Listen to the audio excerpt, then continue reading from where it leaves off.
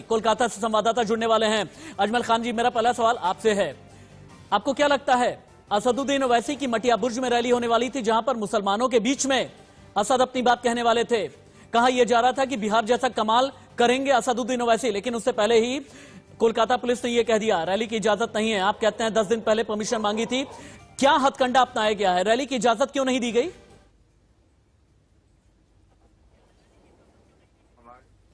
देखिए, मैं ये कहना चाहता हूं कि ममता जी जो है वो हमारी पार्टी के वहां इलेक्शन में जाने से बौखलाई हुई।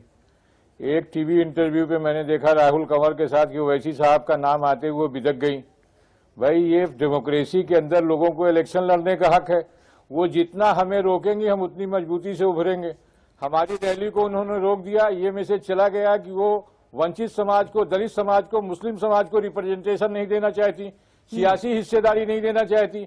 हमें इलेक्शन रैली करने से रोक के आज इलेक्ट्रॉनिक मीडिया और सोशल मीडिया के जमाने में वो हमको कैसे रोक देंगी? लोगों को मालूम हो रहा है ना, आप लोग भी इस पर प्रोग्राम कर रहे हैं, लोगों को मालूम हो रहा है कि उनकी जो तानाशाही है उसका असर वोटर दिखाएगा इलेक्शन में। एक रैली, 2 रैली रोक देने से, जेपी नड्डा की रैली क्यों नहीं रोक दी उन्होंने? ये एक दो रैलियां रोक देने से वो हमको नहीं रोक पाएंगे। हम इलेक्शन वहां लड़ेंगे और तय करेगी बंगाल की जनता। उनके जितनी अत्याचारी कदम हैं वो सब हमारे फायदे में जाएंगे। लेकिन इस रैली से ठीक पहले असदुद्दीन ओवैसी ने ये क्यों कहा, मैं कमजोरों का कुत्ता हूं और अगर मुझसे भिड़ने की कोशिश की तो चीर फाड़ दूंगा? इसका मतलब क्या है?